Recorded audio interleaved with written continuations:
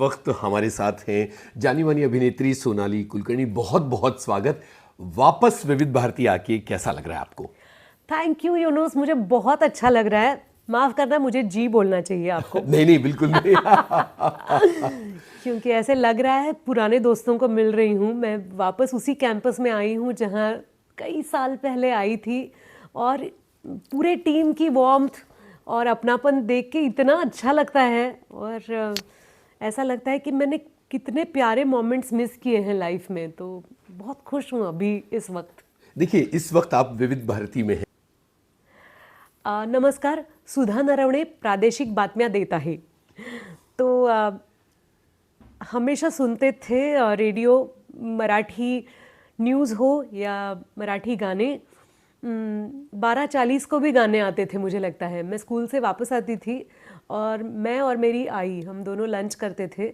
तो कितनी बार ऐसा हुआ है कि हर रोज़ क्या बोलेंगे। मैं तो वैसे भी बहुत ज़्यादा बड़बड़ करती हूँ, लेकिन मुझे लगता है मेरी आई को ये रिपीटेटिव स्कूल में क्या हुआ वाली बातों से अगर सुकून मिलता था तो वो रेडियो के गानों से मिलता था। और 9वीं और 10वीं कक्षा में रेडियो की वजह से बहुत डांट खाई है। पढ़ाई और रेडियो साथ में? बस, और उसके बाद कविता।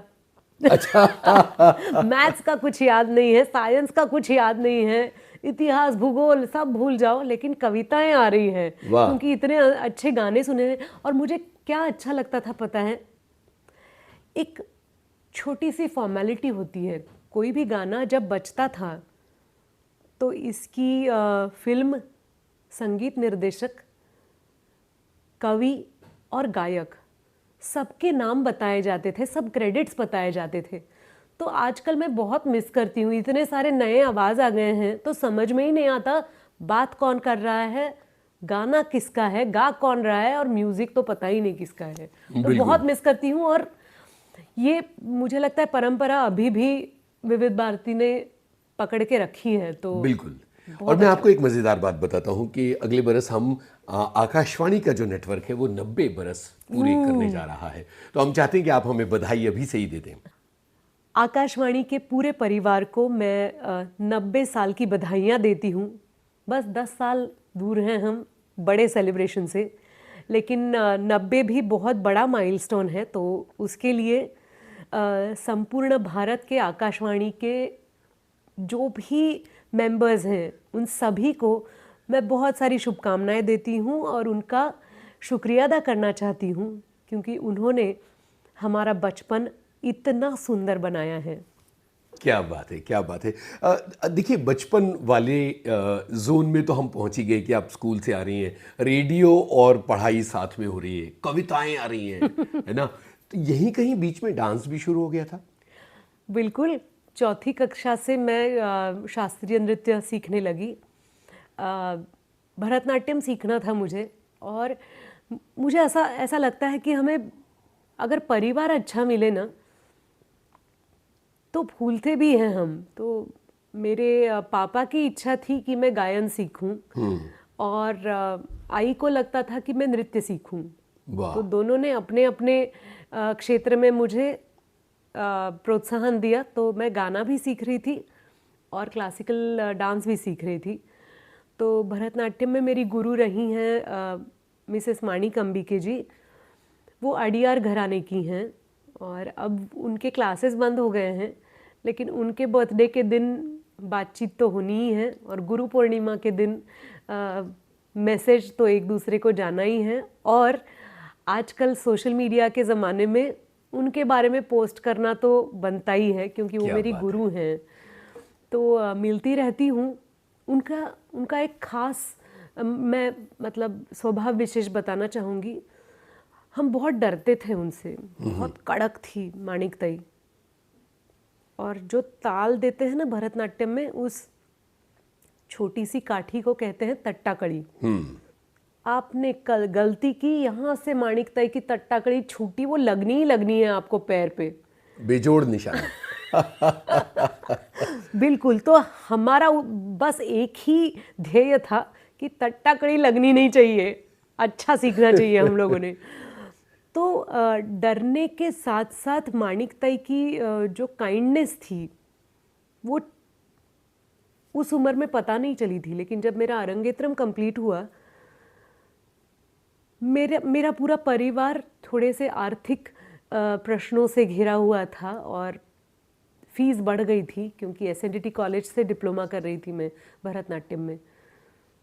जब मैं स्कूल में थी तो यूनिक कॉम्बिनेशन, तो फीस बढ़ गई। अब क्या करें, मेरे 2 बड़े भाई हैं, उनकी शिक्षा, मेरे स्कूल के खर्चे। तो माणिकताई को आई ने बता दिया था कि मुझे लगता है मैं 1-2 साल ब्रेक ले लेती हूँ, क्योंकि हमसे नहीं हो रहा है। मैं सोनाली को बाद में भेजती हूँ जब ठीक ठाक हो जाए चीज़ें। तो माणिकताई ने बोला था मैं आप लोगों को थोड़ा सा कंसेशन देती हूँ, लेकिन क्लास मत छोड़ना। गजब। हाँ, तो उन्होंने, मान लो फ़ी 40 रुपए थी और वो 50 हो गई, लेकिन वो 10 रुपए मेरे लिए माणिकताई भरती थी। तो मुझे लगता है ऐसे जब आपको लोग मिलते हैं, ऐसे गुरु जब आप पाते हो, तो कहीं ना कहीं ये लोग वो बीज हम में बो देते हैं। मैं कितने भी पैसे दूं, कितने भी गिफ्ट्स लेके आऊं दुनिया के, वो 10 रुपए जो थे हर महीने के, वो उसकी कीमत मैं नहीं चुका पाऊंगी, क्योंकि मेरी पूरी बिल्डिंग उस पे खड़ी है मेरे जीवन की।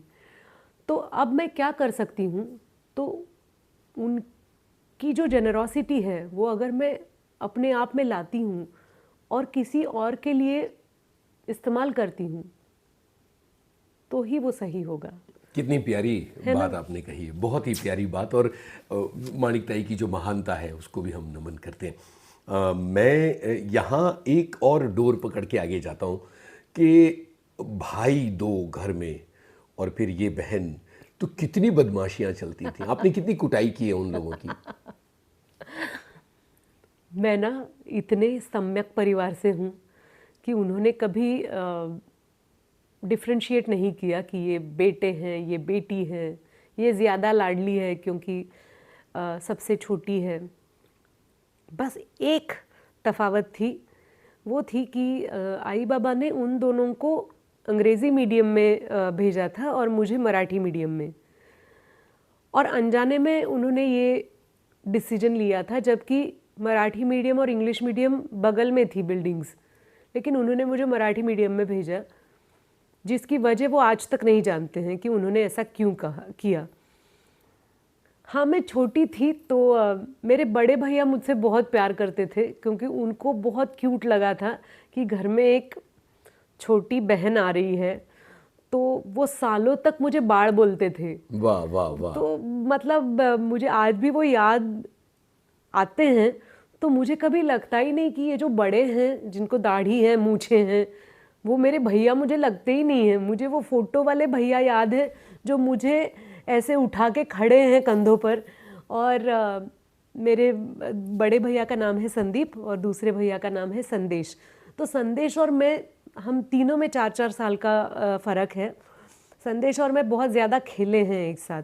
हमने साइकिलिंग की है, हमने माचिस के डिब्बे इकट्ठा किए हैं। वाह वाह। गोल्ड स्पॉट के जो ढक्कन में एक जंगल बुक का आता था, हाँ। एक स्टैम्प, तो हम पूरे जैसे भिखारी बच्चे लगे वैसे होटलों के बाहर खड़े होके हम बोलते थे प्लीज गोल्ड स्पॉट लीजिए और ढक्कन हमें दीजिए। बहुत सारी मज़ेदार चीज़ें की हैं। और कभी एक हमें किसी ने इत्तला किया था कि सारसबाग के पास जाओ, मैं पूना से हूँ, तो सारसबाग में कोई नए माचिस के डिब्बे आए हैं। अब क्यों आएंगे सारसबाग के ग्राउंड में माचिस के डब्बे, लेकिन हमें वो बात सच लगी थी। तो संदेश मुझे डबल सीट लेके गया था साइकिल पर, और हम इतना मतलब पूरे चक्कर काट के हम ढूंढ रहे थे कोई माचिस की डब्बी मिल जाए। मिली नहीं थी, लेकिन ढूंढने का मज़ा कोई और होता है। क्या बात है। तो दोनों मतलब मुझे अगर ज़िंदगी में कोई भी एम्बिशन थी या महत्वाकांक्षा थी तो ये थी कि संदीप और संदेश जैसे होना है, क्योंकि वाह वाह वाह वाह। मुझे ऐसा लगता था कि उनके जैसा कोई हो नहीं सकता। वो जिस प्रकार के अच्छे लोग हैं, मेरे पापा, संदेश और Sandeep, best people in the world. लेकिन अभी उनको एक थोड़ा सा अच्छा जवाब मिला है, जो है मेरे पति नचिकेत। बहुत सही है। आई की साड़ी, मेरी सलवार, वाह। तो पूरा भरतनाट्यम का पोशाक था और बहुत सारे चक्कर लिए थे मैंने जो कथक के थे, लेकिन मैं खुद ही कोरियोग्राफर थी क्योंकि इतनी बार देखा तो नहीं था डांस। तो बस गाना याद था डफली वाले, और फिर डफली वाला कौन होगा? हाँ, ये भी रिहर्सल समस्या है। करने के लिए कोई तो चाहिए साथ में। तो पकड़ लिया संदेश को, वो मेरे बड़े भैया। तो संदेश ने बोला हाँ हाँ मुझे कुछ करना नहीं, डांस वांस नहीं करना, डफली बजानी है ना, मैं बजाऊंगा डफली। तो आ गया हमारे परफॉर्मेंस का दिन, और डफली किसी के पास है ही नहीं, क्योंकि जब तक हम रिहर्सल कर रहे थे संदेश माइमिंग कर रहा था कि कुछ पकड़ा है हाथ में। आटे का डब्बा था सबसे बड़ा, उसका ढक्कन उठाया। आज भी मेरे पास वो फोटो है जब मैं बड़े पैशनेटली डांस कर रही हूँ डफली वाले पे, और संदेश आटे के डब्बे पे जो डफ बजा रहा है क्या बात है। अब इस गाने को सुनने का मजा ही अलग है। अब हमें फिल्म नहीं याद आएगी। सुनते हैं ये गाना जरूर। अच्छा, ये दौर था जब डांस भी चल रहा था और पढ़ाई भी चल रही थी। कोई एक सपना उग रहा था एक्टिंग का? बिल्कुल नहीं, एक्टिंग का सपना नहीं था। सपना था तो बस अच्छी पढ़ाई, अच्छे स्टूडेंट बनने का सपना था। और पता नहीं बचपन से मुझे हमारे देश के लिए कुछ करना है, करना था तब भी और आज भी। आज भी अगर आप मेरा डीपी देखो तो हमारे ध्वज के साथ है। मुझे इतनी खुशी हुई थी। मैं गई थी, अभी वेव्स हुआ ना मुंबई में, तो वेव्स में हमारे देश का झंडा सबसे पहले था, और फिर बाकी सारे देश के ध्वज जिन्हें इनवाइट किया गया था। तो मुझे इतना अच्छा लगा, हमारे तिरंगे के साथ मेरी फोटो है। वाह वाह वाह। तो सपना बस यही था कि एक अच्छा इंसान बनना है, ताकि आगे जाके मैं अच्छा नागरिक बन पाऊँ। हाँ, चल रहा था एक्टिंग को लेकर, कुछ ना कुछ चल रहा था। अभी हम जो आकाशवाणी की बात कर रहे थे, हमारे स्कूल में, मैं अभिनव विद्यालय से हूँ, तो हमारे स्कूल में थी वर्गवाणी। तो वो एक रेडियो स्टेशन था हमारा, और मैं उसकी हेड थी। वाह वाह। तो मेरा ये काम था कि सुबह सुबह जब आ गए स्कूल में तो प्रार्थना के बाद वर्गवाणी शुरू होती थी, और मैं जाके न्यूज़ पढ़ती थी। वाह। मुख्याध्यापिका के केबिन के बगल में एक छोटा सा ऑफिस था, वहाँ बैठ के तो बहुत सारा काम करना पड़ता था, तैयारी करनी पड़ती थी। हाँ, पेपर पढ़ो, हेडलाइंस पढ़ो, लिख के लाओ, और ये भी सोचो कि मोनोटोनस नहीं होनी चाहिए न्यूज़, नए तरीके से करना है। हाँ, देश के बारे में भी होना चाहिए, राज्य के बारे में भी होना चाहिए, कला, क्रीड़ा, संशोधन, सब कुछ होना चाहिए। तो एक छोटा सा एडिटर भी जाग गया। वाह। क्या बात है। इसीलिए शायद आगे चल के आपने राइटिंग भी शुरू की थी, हो सकता जिसकी है। बाद में बात करेंगे। बिल्कुल, है ना? बिल्कुल। ये वो दौर था जब भाई भी नाट्यकला की तरफ बढ़ रहे थे। हाँ, वो तो बहुत अच्छे स्टूडेंट्स थे दोनों, और जब तक मेरी 10वीं ख़त्म हुई तब तक ना वो दोनों ने उड़ान ली थी। मेरे बड़े भाई कानपुर आईआईटी में चले गए, और संदीप और संदेश चले गए कराड़ यूनिवर्सिटी, क्योंकि उनकी 1% से पुणे की एडमिशन मिस हो गई, तो वो शिवाजी यूनिवर्सिटी चले गए। बच गई मैं। इतना सिंपल परिवार। पापा भी मुझे लगता है गोवा में और एमपी में काम कर रहे थे, उनके प्लांट उधर चल रहे थे, तीनों इंजीनियर्स। तो आई ने शुरू किया था डे केयर सेंटर, जो कि घर में ही था। तो मेरी बचपन से ये तकरार थी कि मुझे छोटी बहन नहीं है, मुझे ताई बोलने वाला कोई नहीं है। तो हमारे डे केयर सेंटर में, जिसका नाम था सोनाली पालना घर, बच्चे ही बच्चे आते थे और सब मुझे ताई बोलते थे। क्या मजेदार है। और मैं आई की सबसे मतलब वन एंड ओनली असिस्टेंट थी। तो सारा काम, बच्चों के कपड़े बदलो, उनको कहीं घूमने के लिए ले जाओ, या किसी की दवाई दे दो, किसी को कंपनी दो, मैं नीचे जाके आ रही हूँ, सब काम मैंने किए हैं।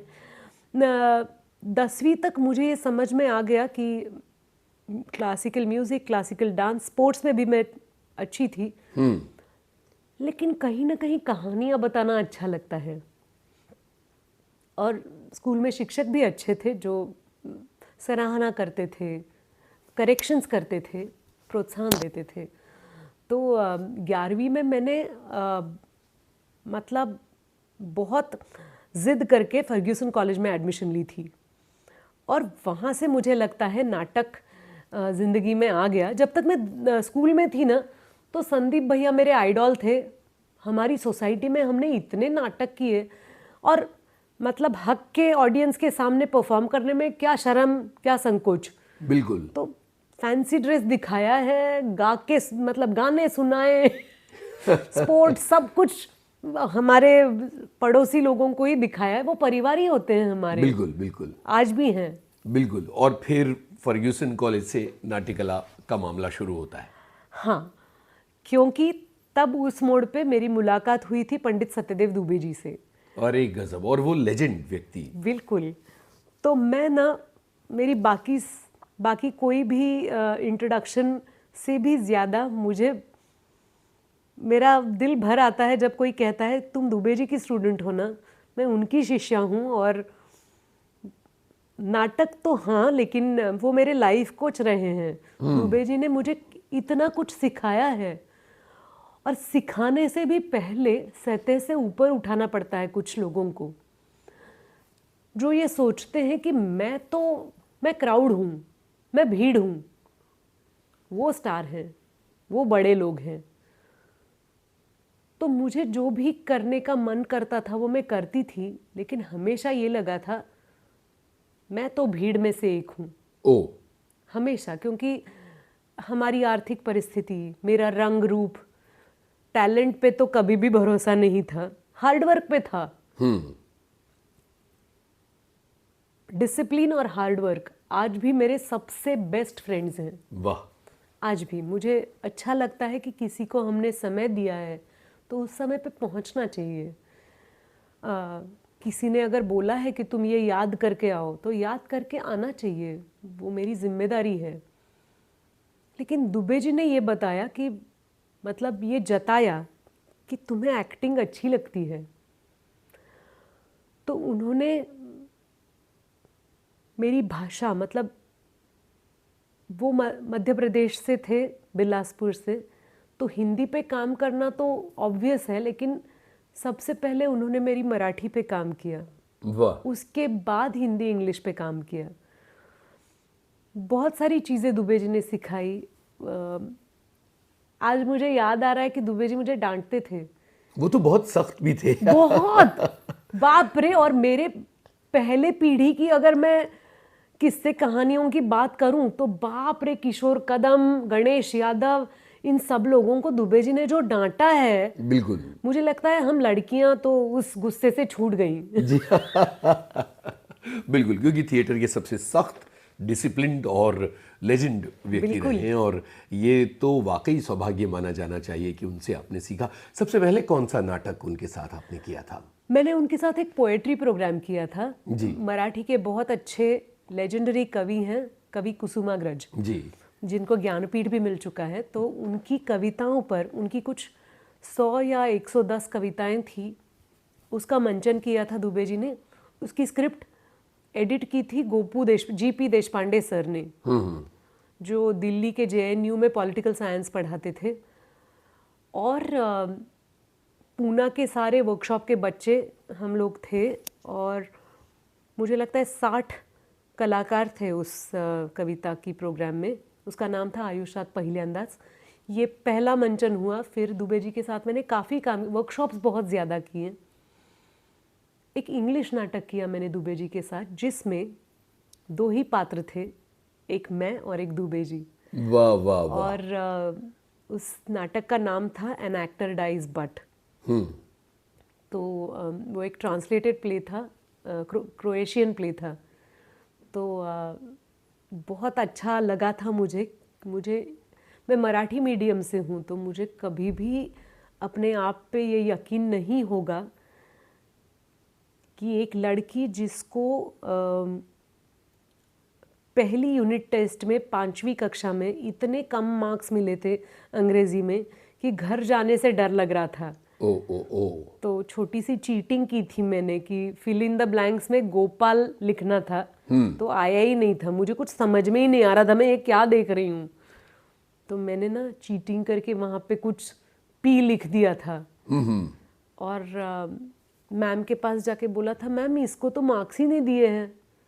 तो उन्होंने देखा और उनके नज़र में ये था कि बेटा तू झूठ बोल रही है, ओ लेकिन याद रखना मैं तेरा आधा मार्क बढ़ा रही हूँ। वो बढ़ाया था उन्होंने। गजब। और हुआ ये था कि आउट ऑफ 15 जहाँ 9 मार्क मिले थे वो 9.5 हो गए। बस इतना ही बस फर्क पड़ा। इतना सा फर्क। लेकिन उनकी दानत थी कि उन्होंने वो आधा मार्क दे दिया और मुझे शर्मिंदा किया। तो मुझे ना ऐसा लगता था कि नहीं मैं तो नहीं कर पाऊंगी। तो उस पर मैंने मात की, थैंक्स टू दुबे जी। मैंने कितने सारे चैनल्स को अंग्रेज़ी में इंटरव्यू दिए हैं। आज अगर मुझे बोला जाता है कि come join a conference and you have to speak only in English, किसी को यकीन नहीं होगा कि मैं मराठी माध्यम में पढ़ी हूँ। तो दुबे जी ने सिर्फ भाषा पे काम नहीं किया, हमारे आत्मविश्वास पे काम किया। उन्होंने हमारी पर्सनालिटीज़ को ढूंढने में हमें मदद की। उनके कुछ अच्छे वर्ड्स हैं, फोकस थिएटर में बहुत इम्पॉर्टेंट होता है। फोकस आना, फोकस समझना, एटीट्यूड बहुत इम्पॉर्टेंट होता है। तो ये समझते गए और ऐसा लगा पहली बार ज़िंदगी में कि ये इसमें काम कर सकते हैं, क्योंकि तभी मुझे गिरीश कर्नाड सर की पहली फिल्म मिली। बिल्कुल चेलुवी। चेलुवी। और वो एक बहुत बहुत कमाल की फिल्म, कमाल का मौका। इसकी बात एक गाने के बाद की जाए। ये जो दौर है जहाँ की हम बात कर रहे हैं, यहाँ का एक गाना सुनते हैं। ज़रूर। तो यहाँ मैं बताना चाहूँगी इस गाने का किस्सा। जरूर। फिल्म है कयामत से कयामत तक। ओ ओ ओ साइकिल से गई हैं सोनाली, मंजिरी और शिल्पा। वाह वाह वाह। नीलाम एक ही टॉक- साइकिल से या अपनी अपनी साइकिल अपनी से? अपनी साइकिल से नीलाम टॉकीज सिंगल स्क्रीन पुणे में साइकिल पार्क की टिकट्स निकाले और पूरे परमिशन लेके गए हैं। मुझे लगता है मंजिरी ने या शिल्पा ने पहले देखी थी फिल्म देख रहे हैं। एक साइड बैठी है मंजिरी, दूसरे साइड शिल्पा। मैं इतनी इन्वॉल्व होकर फिल्म देख रही हूँ, इंटरवल के बाद पता चला एक एक हाथ एक एक कंधा पकड़ के दोनों रो रही है। तो मुझे समझ में नहीं आ रहा है मैं अपना रोना रोकूं कि इनको संभालूं। हम सब 9वीं कक्षा में थे और गाना सुनते हैं कयामत से कयामत तक का। टिक टिक टिक टिक टिक टिक टिक। क्या बात है, क्या बात है, क्या बात है। सुनते हैं।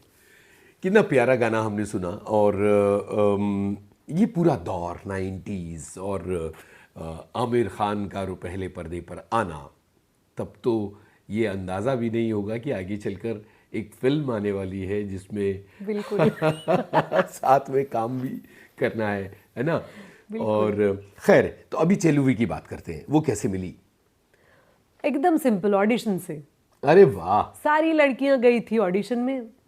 वहाँ पे कुछ लड़कियों को फ़ोटो शूट के लिए चुना, कुछ लड़कियों को वीडियो टेस्ट के लिए चुना। फिर शॉर्टलिस्ट में मेरा भी नाम आया था। और फिर वो एक दिन आ गया जब गिरीश अंकल का फ़ोन आया कि हम तुम्हें कास्ट करना चाहते हैं।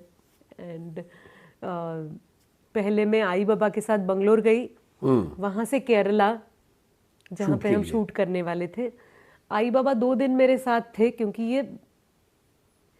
ये दुनिया ही पता नहीं थी क्या होता है। एक ही विश्वास था, वो था दुबे जी और गिरीश कर्नाड सर, क्योंकि उनके साथ ना एक नॉलेज, विजडम, अच्छाई और डिग्निटी, ये सारी चीज़ें जुड़ी हैं। तो आई बाबा को लगा था कि हम कंपनी देंगे, और गिरीश अंकल को लगा था कि इतने छोटे कलाकार हैं मेरी फिल्म में, तो उनकी फैमिली आना तो बनता है। लेकिन 2 दिन के बाद आई बाबा ने बोला कि अभी तुम अच्छे से काम करो, ध्यान दो, कोई भी लाइन भूलो मत। उनको भी पता चल गया रीटेक वीटेक क्या होता है, रीटेक नहीं होना चाहिए, अच्छे से काम करो, फिर ख़त्म होने के बाद बस से पुणे आ जाओ। वाह वो लोग चले गए। वो लोग चले गए, फिर मैंने शूटिंग की। बहुत प्यारी टीम थी इसमें, जिनको कई बार नेशनल अवार्ड मिल चुका है। ऐसे साबू सिरिल हमारे प्रोडक्शन डिज़ाइनर बोलते हैं आज हम, लेकिन आर्ट डायरेक्टर थे। उन्होंने मुझे पेड़ बनाया था, क्योंकि चेलुवी उस लड़की की कहानी है जो फूलों वाला पेड़ बन सकती है। और उस ज़माने में 1992 में ग्राफिक्स नहीं है, इफ़ेक्ट्स, मतलब जो भी करना है आपको कैमरे के सामने आके करना है। बिल्कुल। तो वो मुझे एक ही जगह खड़े रहना था, फिर मेरी ब्रांचेस आती थी। वाह। तो ये सब साबू सिरिल ने किया था। और मेरे सिनेमाटोग्राफर थे राजीव मेनन, वो उनकी पहली फिल्म थी। तो बहुत अच्छी टीम थी। फिल्म को सर्वोत्कृष्ट पर्यावरण फिल्म का राष्ट्रीय पुरस्कार मिला। अच्छा लगा मुझे पहले काम में इतना बड़ा अवार्ड आया। और हाँ, फिल्म को मिला अवार्ड। बड़े राइटर डायरेक्टर गिरीश कर्नाड, तो वो ग्रेविटी पता थी कि ये क्या मौका है, ये कितनी बड़ी हस्ती के साथ में काम कर रही हूँ? ज़रा भी अंदाज़ा नहीं था। और इसका क्रेडिट गिरीश अंकल का है, क्योंकि मुझे पता ही नहीं चला कि वो गिरीश जी या गिरीश सर से गिरीश अंकल कब हो गए। उनके बच्चे भी शूटिंग में हमारे साथ आए थे, रघु और राधा। उनकी बीवी सरस्वती गणपति, सरस्वती आंटी भी आई थी। तो ऐसा लगा कि किसी पिकनिक पे जा रहे हैं बंगलोर से केरला।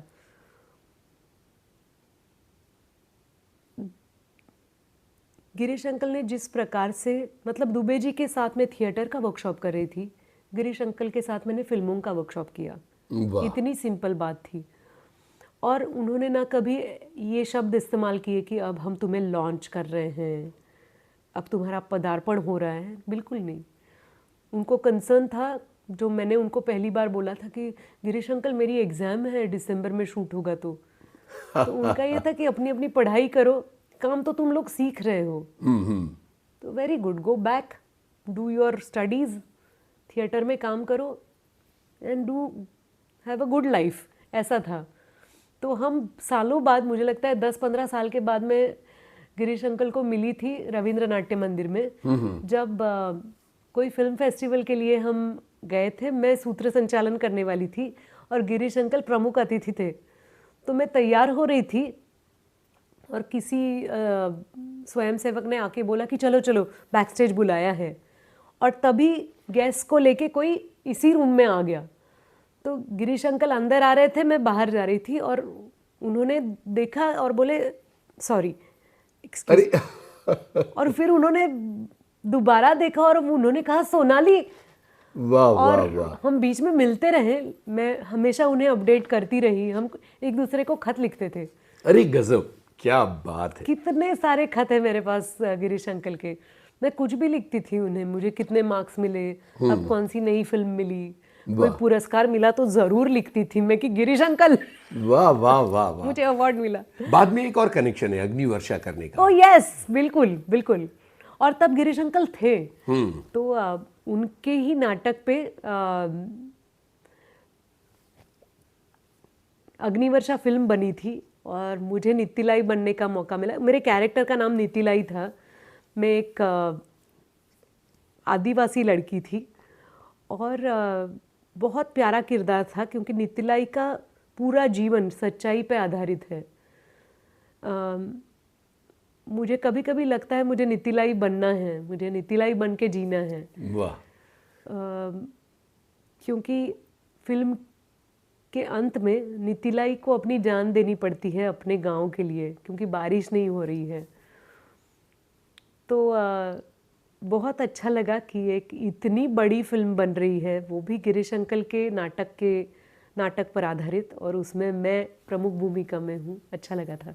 क्या बात है। चेलुवी के ज़रिए एक मुकम्मल पहचान बनी और लोगों को ये पता चला कि ये एक अभिनेत्री भी आई है। चेलुवी एक बड़ी जादुई फिल्म थी जिसका अपना एक असर था।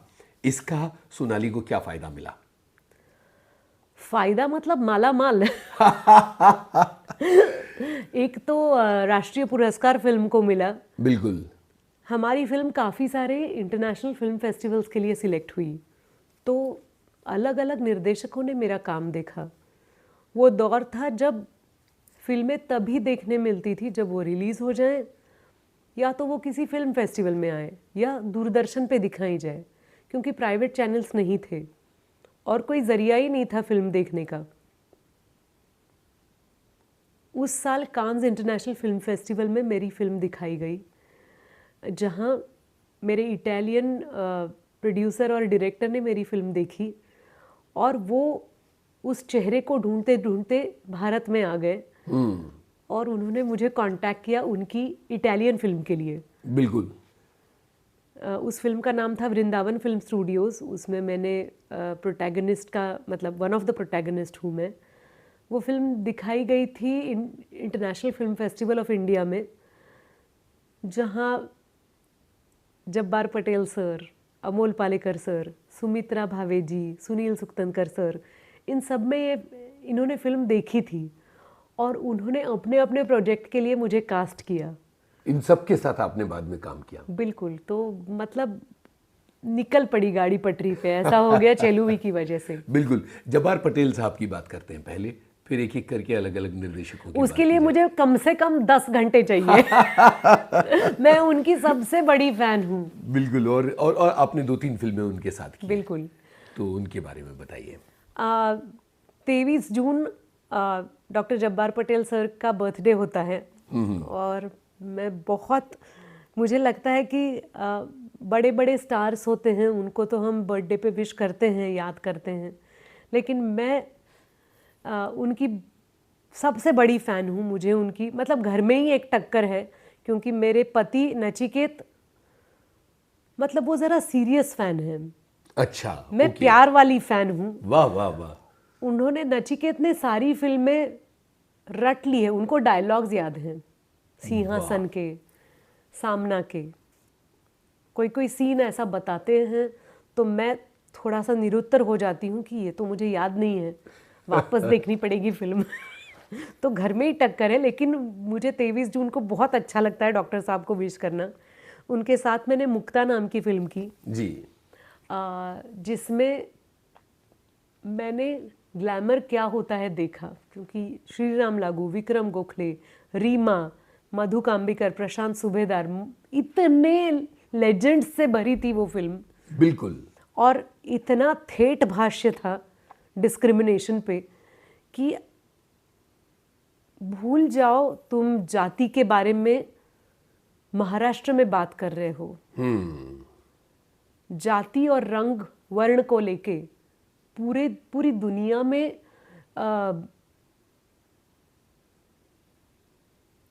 फाइट्स हो रहे हैं, ह्यूमिलिएशन हो रहा है।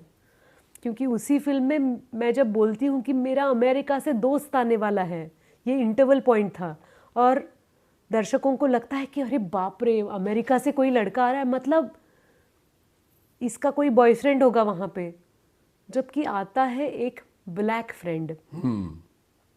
तो सब मतलब अचरज से देखने लगते हैं कि ये भी अमेरिकन हो सकता है, क्यों नहीं हो सकता, उसका देश है वो, उसका जन्म स्थान है, उसका हक है। तो ये जो डॉक्टर साहब का देखने का नज़रिया था दुनिया को, उसने मुझे बहुत कुछ सिखाया कि क्यों हम एक दूसरे को पूछते हैं कि तुम किस जाति से हो, क्या लेना देना, मानव है, मानव रहेंगे। एक तो मुक्ता में मैंने ये सीखा और आगे जाके डॉक्टर अंबेडकर नाम की फिल्म उन्हीं के साथ मैंने की। और वहाँ तो मम्मूटी भी थे। मम्मूटी सर, और मम्मूटी सर को नेशनल अवार्ड है उस फिल्म के लिए। क्या मतलब किरदार उन्होंने निभाया है। मेरी आपका किरदार भी कम नहीं था इस फिल्म में जो था। बिल्कुल, मैं रमाबाई थी जी। और आज भी लोग मुझे रमाई के नाम से पुकारते हैं और हक जताते हैं कि तुम हमारी रमाई हो। और फिल्मों की ये जादू है कि ये ऑडियंस का हक है कि वो ऐसे पॉजिटिव हो सकते हैं एक्टर्स के बारे में। वो आपको जो मानते हैं वो मान सकते हैं। बिल्कुल, क्योंकि वो जो किरदार था रमाबाई अंबेडकर का, रमाबाई के लिए लोगों के मन, उनके प्रति लोगों के मन में जो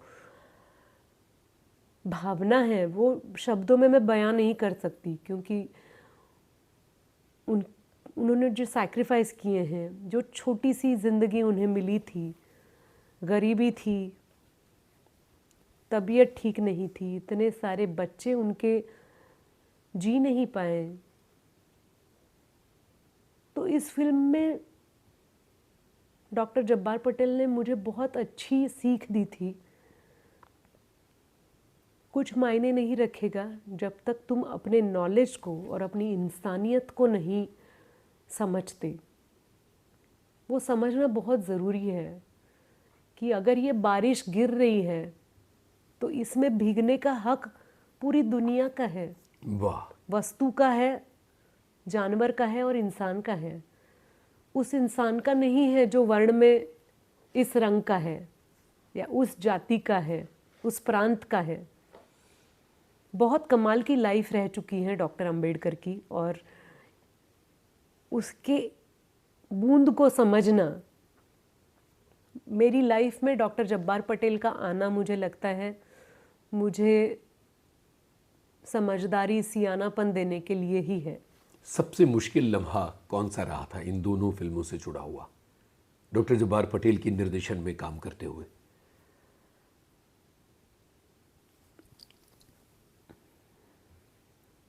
बहुत सुंदर सवाल। एक सीन है हमारी फिल्म में, डॉक्टर अंबेडकर में, जब रमा अपने देवर को बता के एक खत लिखवा रही है। वो फिल्म की शुरुआत ही है जब वो बता रही है कि हाँ, धान तो ख़त्म हो गया है, हमारे 2 बच्चे बीमार हैं,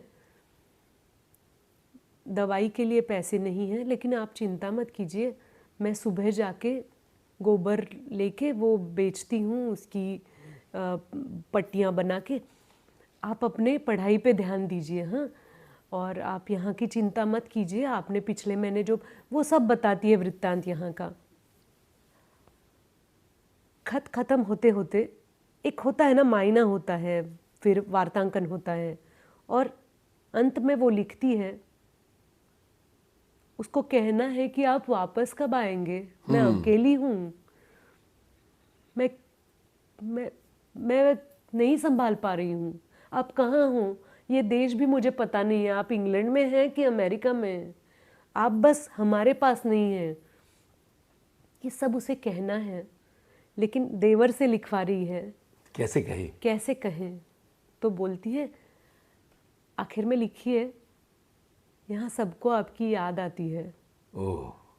मैं ये कभी नहीं भूलूंगी, क्योंकि इतने शब्द सस्ते हो गए हैं। अब तो हमारे पास व्हाट्सएप हैं, तो आई लव यू के इमोजीज आते हैं, हर कलर के हार्ट आते हैं, छोटे हार्ट आते हैं, धड़कते हार्ट आते हैं। मैंने ना वो एक कंस्ट्रेंट होता है कि अपने आप को संभालते हुए हम संसार चला रहे हैं, लेकिन भावनाएं सस्ती नहीं करते हैं। बिल्कुल। एक दूसरे की अहमियत हम जान लेते हैं। इसे मैं समझने की कोशिश करती हूँ और वो मैं जीने की कोशिश करती हूँ। मैं बिल्कुल चेक करने नहीं दूंगी मेरे चैट नचिकेत के साथ, लेकिन हमने आज तक आई लव यू को इतना सस्ता नहीं बनाया है। क्या बात है। वो हमारे लिए महंगाई है, और मुझे लगता है कि इस प्रकार की पार्टनर अगर मैं बन पाऊँ, इस प्रकार की फैमिली मेम्बर मैं बन पाऊँ, तो मुझे बहुत अच्छा लगेगा कि लोग मुझ पर निर्भर रहते हैं और मेरी कठिनाइयाँ हैं, लेकिन मैं उनको संभाल पा रही हूँ और मैं प्यार भी कर पा रही हूँ। क्या बात है, क्या बात है। बहुत अद्भुत प्रसंग ये यहाँ पर आया है और मुझे लगता है कि ये छूट जाता तो कुछ ना कुछ अधूरा रह जाता है इस बातचीत में। किसी एक गाने की याद आ रही है मुझे। अच्छा। डॉक्टर अंबेडकर के बाद मैंने एक फिल्म की थी जिसका नाम था जहां तुम ले चलो। हाँ। तो उसमें ना बहुत सुंदर सुंदर गाने मिले हैं। रेखा भारद्वाज ने मेरे लिए एक गाना गाया है, लता जी ने मेरे लिए एक गाना गाया है। क्या बात है। अच्छा, बात ये हो रही थी कि जब्बार पटेल के साथ काम करने का मौका मिला और जब वो फिल्में आई तो बहुत सारे डायरेक्टर्स जो हैं उनकी नज़र पड़ी, जिनमें सुमित्रा भावे और सुनील सुक्तनकर भी थे और उनके साथ भी आपकी कई फिल्में हैं। बिल्कुल। तो पहले दोघी की बात करते हैं। मुझे लगता है दोघी का किरदार मुझे मिलना मेरे नसीब में था और मैं वैसे मानती नहीं हूँ नसीब और उसे क्या कहते हैं, हाथ की रेखाएं, भविष्य, इन चीज़ों को मैं मानती नहीं हूँ। लेकिन कुछ अच्छी घटनाएं जब ज़िंदगी में आती हैं तो लगता है कि कोई है शायद ऊपर, कोई देख रहा है। मतलब उस शक्ति पे मैं विश्वास रखती हूँ, बिल्कुल रखती हूँ। लेकिन उसके लिए मैं कोई पूजा पाठ नहीं करती हूँ कि हाँ ये मंत्र मैं अब बोलती हूँ तो मेरा गुड लक अभी चलने लगेगा। ऐसा मेरा स्वभाव नहीं है। मैं वो पाने के लिए मैं हार्ड वर्क करूँगी, तभी वो ऊपर वाला खुश होगा, ऐसा मुझे लगता है। लेकिन दोघी की कृष्णा नाम की एक लड़की मैंने निभाई थी। 2 बहनें हैं दोघी में। मैं कृष्णा हूँ और मेरी बड़ी बहन का किरदार निभाया था रेणुका ने, वो मेरी अक्का थी। कृष्णा जो है वो होना मुझे बहुत अच्छा लगता है। कृष्णा सवाल पूछती है और खुद को ही जिम्मेदार मानती है कि ये घर में नए बल्ब आए, घर में इतने बर्तन आए, अच्छा कप नए आ गए हैं चाय के, कहाँ से आए, पैसे किसने दिए, अक्का ने दिए। तो फिर अक्का क्यों नहीं वापस आ रही है, कौन मना कर रहा है। वो छोटी है कृष्णा, लेकिन उसको अपनी बहन के लिए कुछ भी करना है। तो मुझे ना, मैं ऐसी बहन को बहुत मिस करती हूँ जिसके लिए मुझे कुछ भी करना है। वाह वाह वाह। तो वो दोघी में मेरा और रेणुका का जो बॉन्ड था और जो माँ दिखाई थी, मुझे लगता है वो सुमित्रा जी और सुनील का बहुत ही ब्रेव डिसीजन था। क्योंकि माँ होती है ममता स्वरूप, जो त्याग मूर्ति होती है, खुद नहीं खाना खाएगी, खुद बीमार है, लेकिन परिवार के लिए मैलो चली जा रही है कुछ पाने के लिए, जो भी है। उन्होंने एक ऐसी माँ दिखाई थी जो एकदम सच में ऐसी माँ हो सकती है कि जिसको पता नहीं कि 20 रुपया चाहिए, लेकिन मैं कैसे इसका हिसाब लगाऊं, कहाँ से लाऊं, चावल कम है, रोटी एक एक ही मिलेगी सबको, नहीं बैल नहीं बेचने हैं, तो जाने दो, बड़ी बेटी को मैं मुंबई भेज देती हूँ, मुझे नहीं जानना है कि वो क्या काम करेगी। तो ये इतना यूनिक कैरेक्टर था, व्यवहारिक था। बिल्कुल सही शब्द, व्यावहारिक, और उसे स्क्रीन पे दिखाना और ऑडियंस को ये भी एहसास दिलाना कि ये एक माँ है। ये इसका प्यार तो हम टेकन फॉर ग्रांटेड है ना, वो प्यार तो करेगी ही अपने बच्चों से, लेकिन बच्चों को जिंदा भी तो रखना है, तो वो क्या करेगी। उत्तरा बावकर जी ने वो जो किरदार निभाया है, उसकी स्ट्रेंथ मैं बता ही नहीं सकती हूँ। वो एक हल्की सी कड़वाहट है उस माता में। दोघी की कृष्णा मुझे बहुत अच्छी लगती है।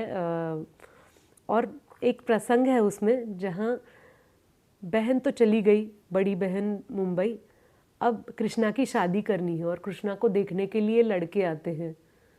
तो उस मीटिंग में कृष्णा को बोलते गाना गा के दिखाओ, वो होता था ना पहले, बिल्कुल, अपना नाम बताओ, गाना, कुछ भी सवाल पूछते थे। तो वो मीटिंग ख़त्म होती है और कृष्णा किसी को बिना बताए इस लड़के को, और उसके दोस्त है दो साथ में, उनको मिलने के लिए चुपचाप चली जाती है और गांव की जो सीमा है उसके आसपास वो मिलती हैं। सूरज ढलने को है और वो जाके, वो सीन है ना, मुझे रोना आता है वो सीन याद करके। वो सीन ऐसा है, वो जाके बोलती है, सुनिए आप ना प्लीज़ मेरी अक्का से शादी कीजिए, वो मुझसे सुंदर दिखती है, वो मुझसे अच्छा गाना गाती है, आप मुझसे शादी मत कीजिए, वो मुंबई में है, वो हमारे लिए पैसे कमा रही है, वो बहुत अच्छी है, उसके पास पैसे भी है, आप उससे शादी कीजिए, मुझे मना कर दीजिए आप।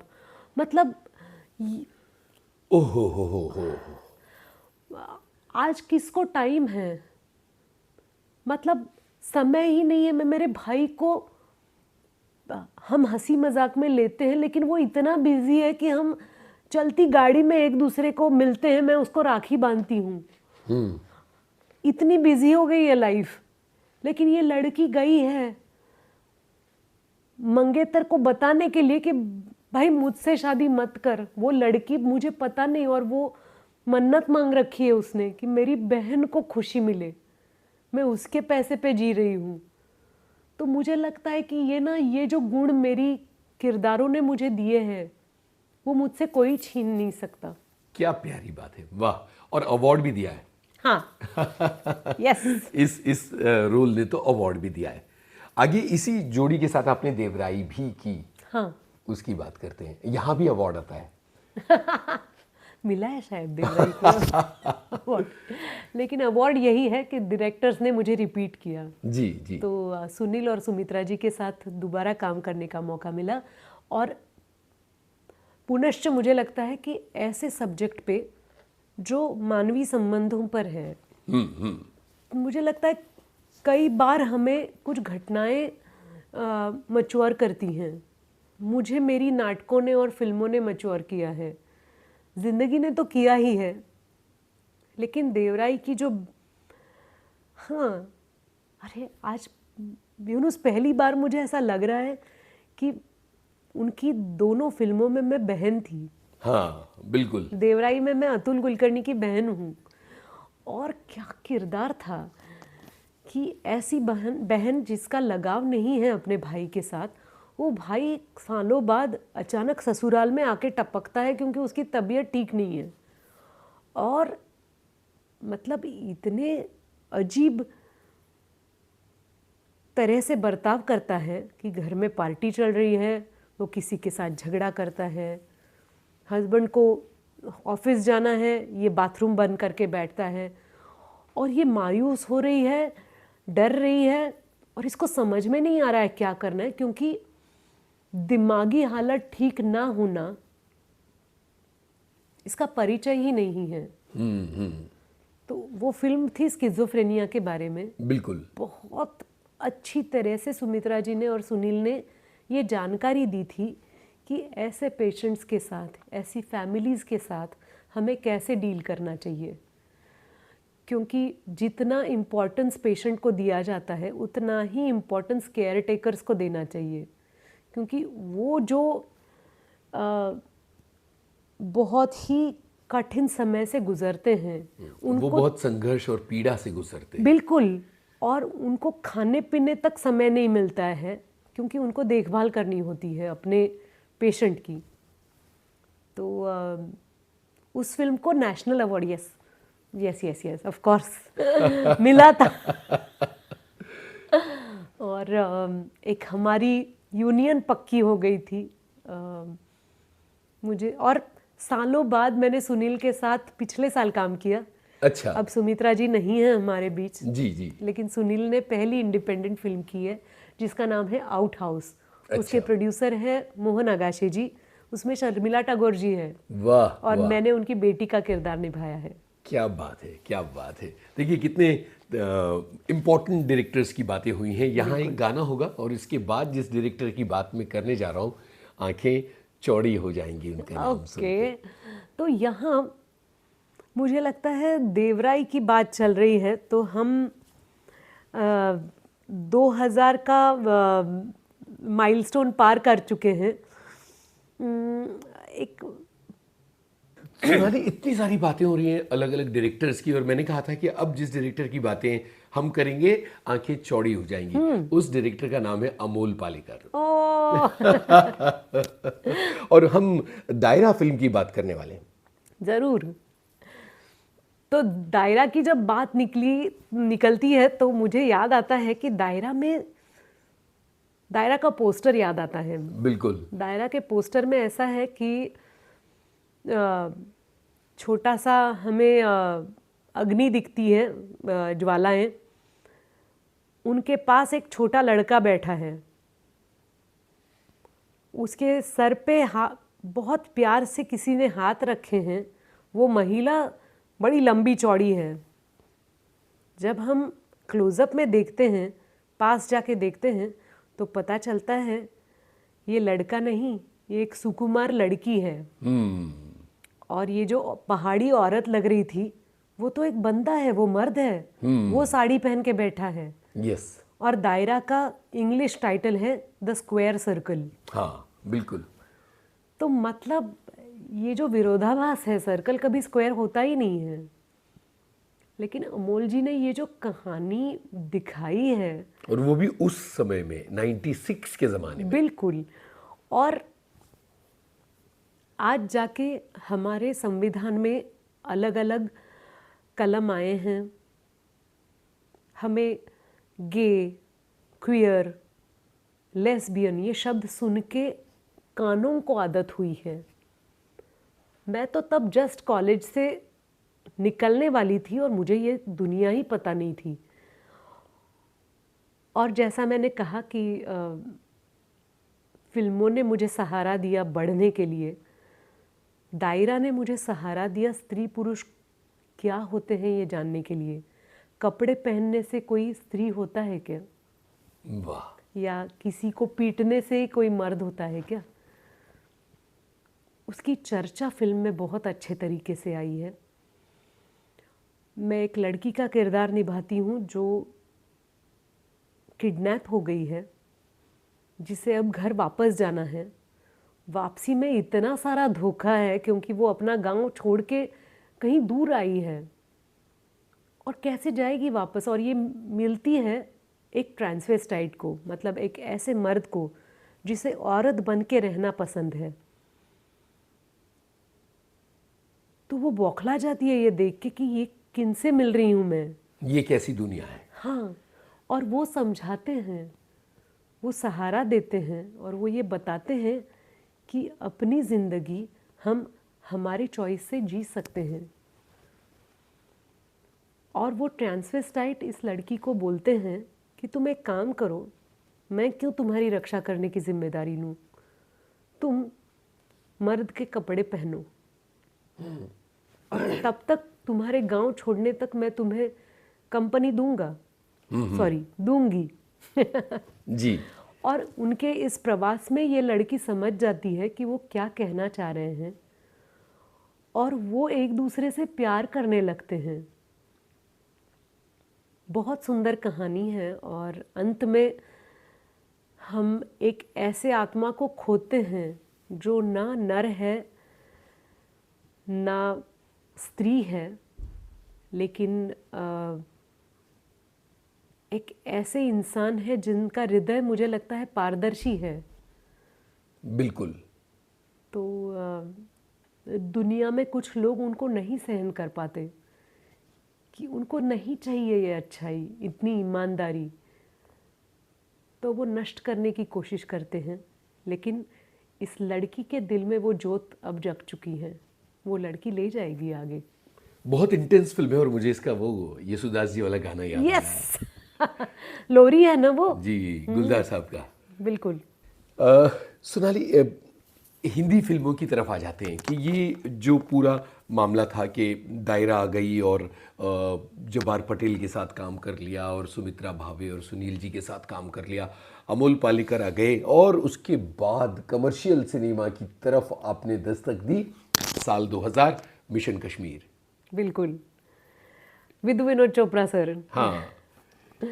तो अभी 40 साल हुए विनोद की करियर को। लास्ट ईयर उनके 40 साल के सेलिब्रेशन में मैं गई थी और हमें खामोश फिल्म बड़े पर्दे पे देखने मिली, उनकी फिल्म इंस्टीट्यूट वाली फिल्म। बिल्कुल। क्या फिल्म है, बहुत मज़ा आया देख के। विनोद जी के साथ मैंने मिशन कश्मीर में काम किया। ज़बरदस्त टीम, शंकर एहसान लॉय का म्यूज़िक, विनोद प्रधान कैमरामैन थे मेरे साथ। बाकी कलाकारों का नाम लेने की ज़रूरत ही नहीं, वो अपने आप में बड़े बड़े स्टार्स हैं, लेकिन इन सारे स्टार्स के साथ मेरी कास्टिंग हो गई, इसकी मुझे खुशी हो गई। और कश्मीर जाने का मौका मिला शूटिंग के लिए। मैंने 4 चिनार देखे हैं, मैं शंकराचार्य के मंदिर में गई हूँ, पहाड़ी चढ़ के। बिल्कुल। वाह वाह वाह। और 4 चिनार शिकारे से गई हैं। शिकारे से गए हैं और उसके सामने एक मस्जिद है, वहाँ पे भी गए हैं। हाँ। और एक सीन है फिल्म में, जब मैं बड़े वाले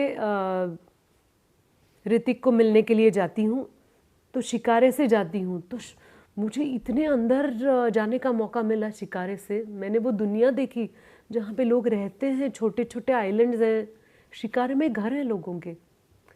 मिशन कश्मीर के क्या गाने हैं, बाप रे। सरोज जी ने बुमरो बुमरो कोरियोग्राफ किया था। क्या बात है, क्या सुहानी याद है।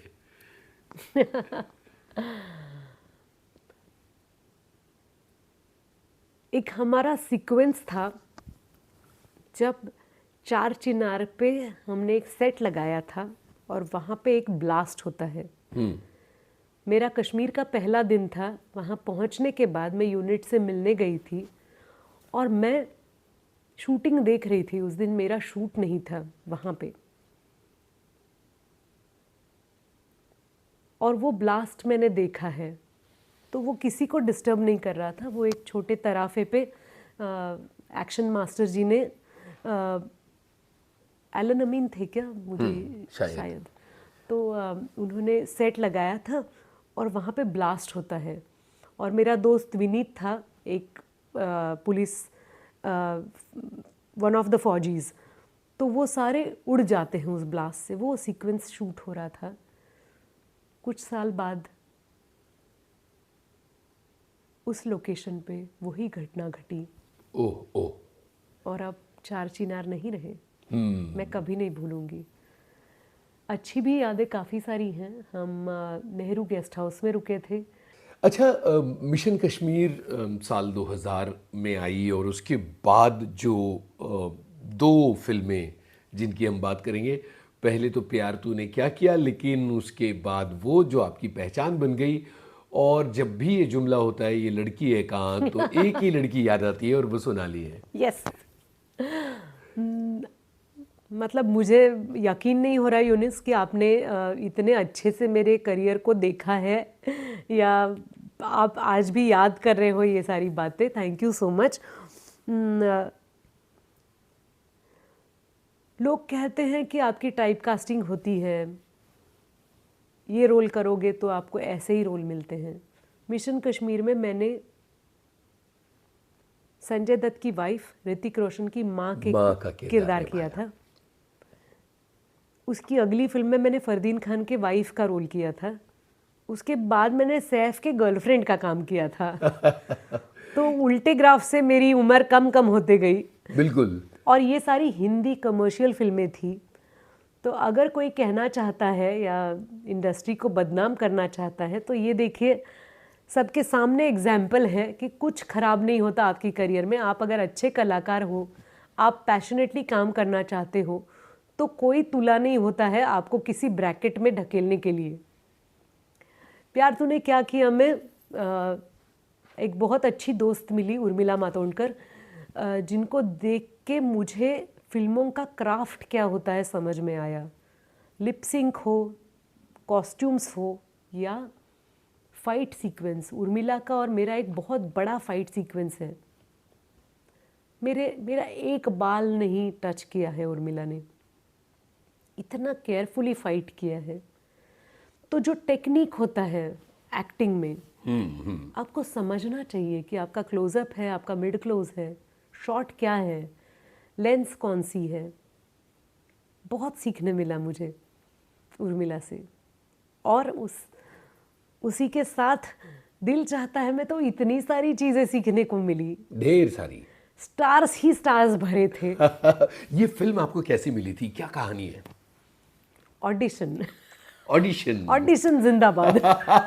मेरा करियर ऑडिशन पे खड़ा है। आपको पता है, जैसे ये सारी बातें सुनेंगे बहुत सारे लोग जो एक्टिंग की दुनिया में अपना भाग्य आजमा रहे ऑडिशंस की तरफ दौड़ पड़ेंगे।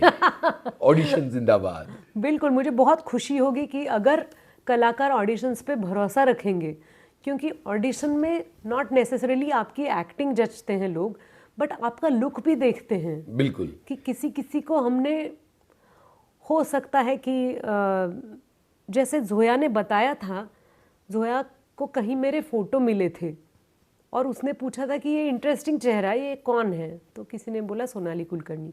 तो जोया ने बोला नहीं नहीं नहीं, मैंने चेलू भी देखी है, दायरा देखी है, ये फिल्म देखी है, नाटक कुछ देखा था जोया ने। तो बोला ये मॉड दिखती है इतनी। ओहो, उसको ऑडिशन पे बुलाते हैं। गजब गजब। तो मतलब वो ज़माना था जब फोटोग्राफ सर्क्यूलेट होते थे, पीछे आप अपना फ़ोन, पेजर नंबर लिखा था मैंने। अरे वाह वाह। तो मुझे जोया ने बुलाया ऑडिशन के लिए। एक्सेल के पहले ऑफिस में मैं गई थी और वहाँ पे मैंने जोया के साथ ही सीन इम्प्रोवाइज किया था और फिर मेरी कास्टिंग हुई थी। फिल्म में सैफ, अक्षय, आमिर, डिम्पल जी और प्रीति दोबारा, क्योंकि हमने मिशन कश्मीर में भी साथ काम किया जी। तो सुपर्ब टीम थी और मुझे लगता है कि माइलस्टोन, क्योंकि उस फिल्म ने व्याख्याएं चेंज की। बिल्कुल। म्यूजिक हो, टेकिंग हो, मतलब सिनेमेटोग्राफी, म्यूजिक, एक सिनेमा का ग्रामर भी वहां से एक शुरू होता है, एक बिल्कुल। नए तरह के सिनेमा का ग्रामर। बिल्कुल। और आज भी लोग याद करते हैं, उन्हें ये लगता नहीं है कि इस फिल्म को 20 से भी ज़्यादा साल हुए हैं, इतनी वो फ्रेश लगती है, क्योंकि एक जनरेशन चेंज हो गई है। शायद कुछ लोग दुनिया में आज हैं जो जन्मे भी नहीं थे जब दिल चाहता है रिलीज हुई थी। अभी थोड़े दिन पहले इस फिल्म के 25 बरस हुए। नहीं, अभी तक नहीं हुए हैं। दिल चाहता है कि नहीं, 23 हुए। हाँ, नहीं हुए, कुछ बरस हुए। हाँ, है ना, कुछ एनिवर्सरी थी उस फिल्म Correct. की। तो फरहान का एक सोशल मीडिया मैसेज मैंने पढ़ा था और उसमें उन्होंने वो बहुत सारी चीज़ें याद की थी। तब मैं ये सोच रहा था कि ये फिल्म, इतने साल हो गए इस फिल्म को आए हुए। सच में यकीन नहीं होता। मुझे याद है हम थिएटर में से देख रहे थे, वो लड़की है कहाँ। क्या रोल था वो, और क्या गाना है कि एक गाना आपकी पूरी पहचान कायम कर दे। मुझे लगता है मैं लकी हूँ। मैं पूजा का किरदार निभाती हूँ दिल चाहता है में, और पूजा आज की लड़की है जो उसके फैमिली ने उसको फोर्स किया है, इसलिए किसी लड़के से मिलने आई है। लेकिन एकांत में जब वो बातचीत कर रहे हैं तो बिंदास बोल भी देती है कि एक्चुअली मेरा एक बॉयफ्रेंड है, तुम्हें ये देखा देखी वाली शादी नहीं करनी है ना। तो बड़ी ओपन माइंडेड लड़की थी जो कतराती नहीं है ये बताने में कि मेरा एक बॉयफ्रेंड है। हाँ, वो एक ऐसा दौर था जब लोग खुलने लगे थे, खिलने लगे थे, छुपने छिपाने से बाहर आ रहे थे। तो मेरा एक दोस्त है, ये कहने वाली एक कॉलेज गोइंग लड़की हो सकती है। तो मेरे लिए ये चेंज देखना बहुत मज़ेदार था। मैं मुंबई की फैशन को देख रही थी, मुंबई के नाइट लाइफ को देख रही थी। मैं अभी भी, मतलब ऐसा लगा नहीं था कि मैं मुंबई की हो गई हूँ, मैं पूना की ही लड़की थी तब तक माइंडसेट से। तो ये कल्चरल चेंजेस जब मैंने देखे और जिस प्रकार से दिल चाहता है में वो दर्शाए गए हैं, उसमें ना कोई रेबेल नहीं है, उसमें सहजता है। और एक ऐसी सहजता जो चोरी छुपे वाले सारे काम को दूर हटाती है, वो बोलती है कि आओ यार खुल के जियो। तो दिल चाहता है ना, इतने लोगों को याद दिलाया कि दोस्त मायने रखते हैं, जिंदगी मायने रखती है। यस। और मेरा गाना तो आइकॉनिक है आज भी, मतलब आई कांट स्टॉप स्माइलिंग। जब अनेक इवेंट्स में मैं जब जाती हूँ तो वेलकम के लिए वो लड़की है कहाँ बजाते हैं, तो इतना प्यारा लगता है मुझे, क्योंकि क्या बन गया वो गाना। फराह खान की कोरियोग्राफी, शंकर एहसान लॉय का म्यूज़िक, अर्जुन के कॉस्ट्यूम्स, और वो एराज जो हमने जिस तरह का दिखाए हैं। रेट्रो क्रिएट किया गया था वो गजब था। हाँ ज़रूर, वो लड़की है यहाँ यहाँ आकाशवाणी विविध भारती के स्टूडियो क्या में। बात है। तो वही वो लड़की सोनाली विविध भारती के स्टूडियो में है और लंबी बातचीत चल रही है। और हम गुजरे दौर में अब मैं चैत्रा की बात करना चाहता हूँ। तो यहाँ भी अवार्ड है, नेशनल अवार्ड मेरे लिए। तो इसके बारे में बताइए। मुझे चैत्र के लिए नेशनल अवार्ड मिला था, स्पेशल मेंशन। और कभी मेरे घर आओगे यूनुस तो देखोगे अवार्ड्स तो हैं, लेकिन मैंने खुद के फ़ोटोज़ नहीं रखे हैं। मुझे लज्जा सी होती है, मुझे अच्छा नहीं लगता। घर में मेरे बाकी सारे भी फैमिली मेम्बर्स हैं। मेरी बेटी है, उसके काफ़ी सारे पेंटिंग्स मैंने अभी लगाए हैं, लेकिन हमारे फैमिली फ़ोटोग्राफ हैं, मेरे खुद के नहीं। मुझे गिफ्ट आते रहते हैं।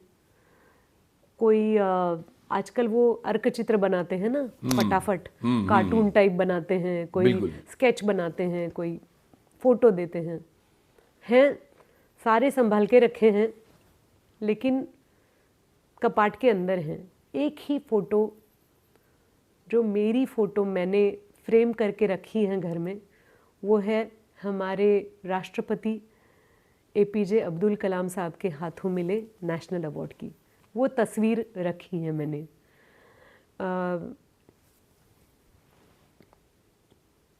वो मेरे करियर का बहुत इम्पोर्टेंट मोड़ था।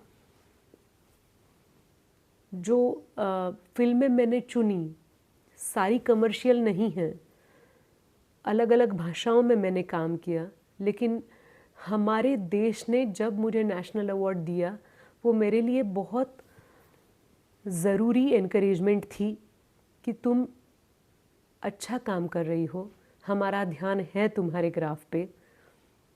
एक्चुअली ये कमर्शियल फिल्म नहीं थी।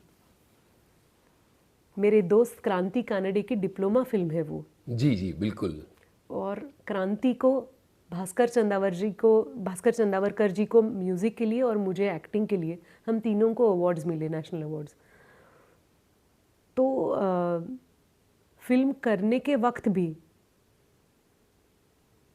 हमारा आउटलुक ये नहीं था कि किसी की स्टूडेंट्स फिल्म है ये तो कर लेते हैं। जैसे दिल चाहता है का प्लानिंग था, उसी डिसिप्लिन से क्रांति ने काम किया था। शिफ्ट एक भी मिनट उन्होंने ज़ाया नहीं किया था। पैसे, समय, सारी चीज़ें अच्छे से प्लान्ड थी।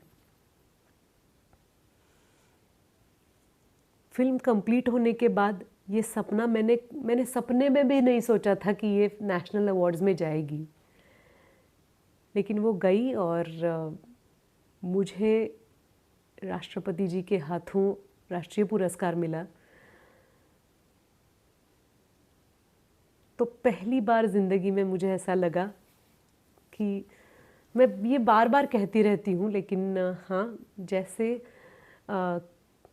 क्रीड़ा क्षेत्र में जब कोई भारत के लिए स्वर्ण पदक जीतता है तो मेडल के साथ हमारा राष्ट्रगीत बजता है।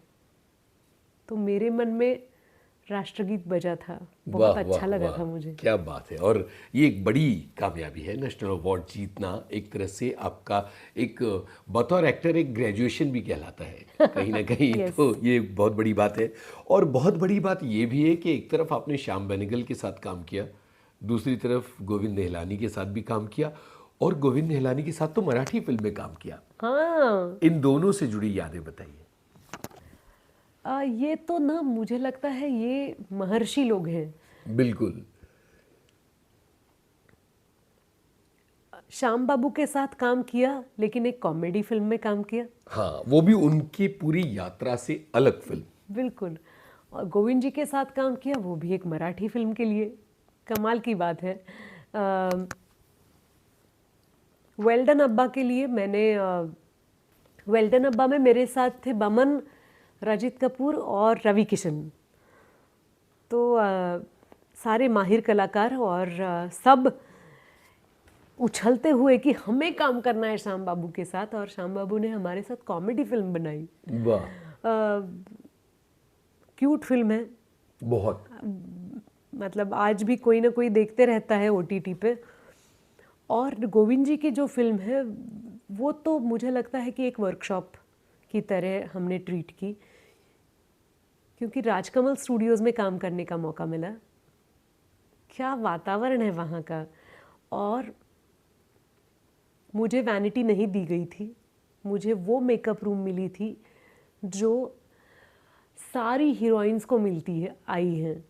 राजकमल की ग्राउंड फ्लोर की जो मेकअप रूम है वहाँ पे मैं मेकअप करती थी। वाह वाह और वाह। ये सारे अवार्ड्स या ये सारे स्टूडियोज़ मुझे लगता है कि हमें ये यकीन दिलाते हैं कि आप इस परंपरा का एक हिस्सा हो और आपको ऐसा ही काम करना पड़ेगा जो उन पीढ़ियों ने किया था। कोई यादगार घटना है श्याम बाबू और गोविंद निहलानी से जुड़ी हुई?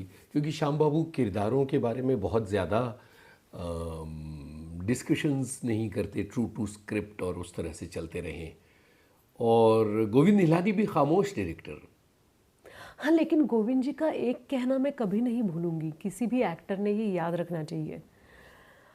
आजकल जब स्क्रिप्ट आती है तो एक्टर्स बोलते हैं कि अरे ये लाइन मैं ऐसे बोलूं, नहीं ये लाइन मैं चेंज करता हूँ, मैं ऐसे बोलूँ। गोविंद जी ने हमारा एक इनिशिएशन लिया था और बोला था, हमारे भी ग्रुप में कलाकार पूछने लगे कि ये ऐसा बोलती हूँ वैसा बोलते हैं। गोविंद जी ने बोला कि कभी मत भूलो, लेखक ने एक स्क्रिप्ट लिखी है जो डायरेक्टर को दिखाई है, उसके बाद उन दोनों ने उस स्क्रिप्ट पर संस्कार किए हैं और उस स्क्रिप्ट की हो सकता है ये तीसरी, चौथी, 15वीं आवृत्ति है। बिल्कुल। तो उसका सम्मान रखो। मुझे कंफर्टेबल लगेगा, कंफर्ट ढूंढने मत जाओ। लेखक का कुछ कहना है, वाह। वो कहना पढ़ो, वो पहुंचाने की कोशिश करो। तो मैं कभी ये भूलती नहीं हूँ कि मैं एक माध्यम हूँ। मैंने ये कहानी लिखी नहीं है, ना ही मैं इसे निर्देशित कर रही हूँ। ये गोविंद जी की बहुत बड़ी सीख है। बहुत सही, बहुत अच्छी बात आपने कही है, और ये मुझे लगता है कि बहुत सारे एक्टर्स के लिए भी एक सबक है, जो लोग सुन रहे होंगे और बडिंग एक्टर्स होंगे। सोनाली, मेरे साथ दिक्कत ये हो रही है कि मैं आपकी किन फिल्मों की बातें करूं और किन की बातें छोड़ दूं, क्योंकि हर कार्यक्रम की एक सीमा होती है। तो मैं इसीलिए दो फिल्में साथ साथ हम लेकर ज़रूर आगे बढ़ बात रहा हूं। करेंगे, क्योंकि मुझे आकाशवाणी विविध भारती के स्टूडियो में आना बहुत अच्छा लगता है। हमें पॉडकास्ट भी करना है तो कुछ बातें उसके लिए तब छोड़ते वहां हैं। छोड़ देंगे, लेकिन यहाँ दो फिल्मों की बातें करेंगे। एक तो आमटे और दूसरी काशीनाथ गढ़ेकर। बहुत महत्वपूर्ण, बहुत इंटेंस रोल्स ये दोनों रही हैं। मुझे बहुत इंटरेस्टिंग लगा कि ये दो फिल्में आपने चुनी, और दोनों फिल्में इम्पोर्टेंट मेरे लिए इसलिए हैं क्योंकि ये रियल लाइफ कैरेक्टर्स हैं। बिल्कुल बिल्कुल। काशीनाथ घाणेकर फिल्म में मैं थी सुलोचना सुलोचना, ताई। और सुलोचना ताई तब हमारे साथ थीं। मैंने उनका इंटरव्यू किया है, अच्छा। उनके घर जाकर। अरे वाह, प्रभा देवी। हाँ। और डॉक्टर प्रकाश बाबा आमटे में मैं थी मंदाकिनी आमटे, और मंदाकिनी ताई भी आज हमारे साथ हैं। बहुत चैलेंजिंग था ये काम। मतलब किसी को अगर 10वीं कक्षा में या 12वीं कक्षा में पेपर के लिए जाते वक्त पेट में जो गड़बड़ाहट होती होगी, वो मैंने हर दिन महसूस की है, हर पल महसूस की है। ये ऐसे लोग हैं जिन पे हम जान निछावर करते हैं। मंदाताई ने जिस तरह की ज़िंदगी जी है उसके लिए उनको बस शरण जा सकते हैं। सही है, सही है। मैं उनके जैसी दिखती नहीं हूँ, लेकिन मेरी दिग्दर्शिका समृद्धि पोरे, उनकी कुछ अड़चन थी, उसके लिए उन्होंने कहा था कि तुम ये फिल्म करो, नहीं तो मुझे फिल्म बंद करनी पड़ेगी। ओह। तो उस फिल्म के अभ्यास के लिए मुझे 1 हफ्ता भी नहीं मिला था। मेरी बेटी लगभग 1 साल की ही थी, उसे लेके मैं हेमलकसा गई थी जहाँ मंदाताई रहती हैं, प्रकाश बाबू रहते हैं, और वहीं पे हमने शूट की थी फिल्म। और वो किरदार जीने का मज़ा कुछ और था, क्योंकि मंदाताई ने जो चॉइसेस किए हैं लाइफ में, नागपुर की एक डॉक्टर जो आज ऐसे एरिया में जाके सेटल हुई हैं जहाँ पे बिजली नहीं थी, रास्ता नहीं था, और जो सादगी आज तक उनमें है वो अमेजिंग है। सुलोचना ताई की बात ये थी कि मैं सुलोचना ताई की तरह भी दिखती नहीं हूँ। उनकी फ्रेम अलग है, उनकी डिग्निटी अलग थी, लेकिन उनकी इच्छा थी कि उनकी भूमिका मैं करूं, तो ना वाह, बोलने वाह, का सवाल ही नहीं क्या आता। बात है, ये तो कितनी प्यारी बात है। हाँ, तो कुछ चीज़ें चुपचाप करनी चाहिए क्योंकि हमारे सीनियर्स हमें कहते हैं। वाह, क्या बात तो है। मैंने सुलोचना ताई मेरे नैनीहाल के पास रहती थी, उनका मायका था वहाँ पे, तो मैंने उनकी बोली याद की, और वो जो इनोसेंस है वो क्या कमाल। बहुत, और उनकी सादगी में एक रॉयलनेस है, तो वो मैंने रखने की कोशिश की। अकेली हैं वो, अकेली रही ज़िंदगी भर, बस फिल्मों से प्यार करती रही, अपनी एक जगह बना के रखी उन्होंने हमेशा। तो अच्छा लगता है कि ये दोनों रियल लेजेंड्स ने उनकी फिल्में देखी। बहुत अच्छा लगा इन दोनों फिल्मों के बारे में। आप एक बात की डोर पकड़ते हैं, जब आप पढ़ रही थी तो कविताएं चल रही थी, और यही मैंने कहा था कि आगे चल के बात करेंगे कि वो जो लिखने का सिलसिला है वो आगे चल के किताब का रूप ले लिया, कॉलम का रूप ले लिया उस सिलसिले ने। इस बारे में बताइए, लेखिका सोनाली कुलकर्णी के बारे में। ये श्रेयस मुझे लगता है पूरी तरह से इंडियन एक्सप्रेस लोकसत्ता का है। उन्होंने मुझे मौका दिया था गेस्ट एडिटर बनने का और हर हफ्ते एक कॉलम लिखने का। तब मेरे एडिटर थे कुमार केतकर सर और आह्लाद गोडबोले सर, और सेकंड सीज़न में मेरे बॉस थे सेकेंड सीज़न में मेरे बॉस थे गिरीश कुबेर सर। तो हर हफ्ते लिखती थी मैं, और कोई बंधन नहीं था लोकसत्ता की तरफ से कि तुम इसी विषय पे लिखो। फ्री हैंड था, और जब फ्री हैंड होता है तो जिम्मेदारी बढ़ जाती है। क्योंकि अगर घर में आपको आपके माँ पिताजी नहीं बोलते कि तुमको 6 बजे घर आना है, तो हमें झगड़ा करने का मन करता है कि नहीं 6:30 बजे आएंगे। जब कुछ बोलते ही नहीं है तो लगता है कि अरे बाप रे, होमवर्क भी कंप्लीट करना है, अच्छे मार्क्स भी पाने हैं, घर पे टाइम से वापस भी आना है, खाना भी टाइम से खाना है, जिम्मेदारी बढ़ गई। yes. लेकिन इतने सारे कॉलम्स इकट्ठा हुए कि राजहंस पब्लिकेशन ने मुझे न्योता दिया कि आओ तुम्हारी किताब पब्लिश करते हैं। तो पहली बुक का नाम है सो कूल, जो मेरे स्तंभ का भी नाम था, और हाल ही में दूसरी किताब आई है जिसका नाम है सो कूल टेक 2। क्या बात है। और तीसरी किताब कब आ रही है? इच्छा तो बहुत है, क्योंकि कविताएं लिखी हैं, कथाएं लिखी हैं। यही कहने जा रहा था कि आपकी कविताओं की किताब चाहिए। ज़रूर, लेकिन इतनी लिखी भी नहीं है, और कहीं पे भी लिखी हैं, किसी डायरी में, किसी टिकट पे, कोई एक पन्ने पे, कभी कभी स्क्रिप्ट पे लिखी हैं तो वो सब जमा करनी पड़ेंगी अभी। बिल्कुल। जरूर इंतजार रहेगा आपकी कविताओं की किताब का। पक्का।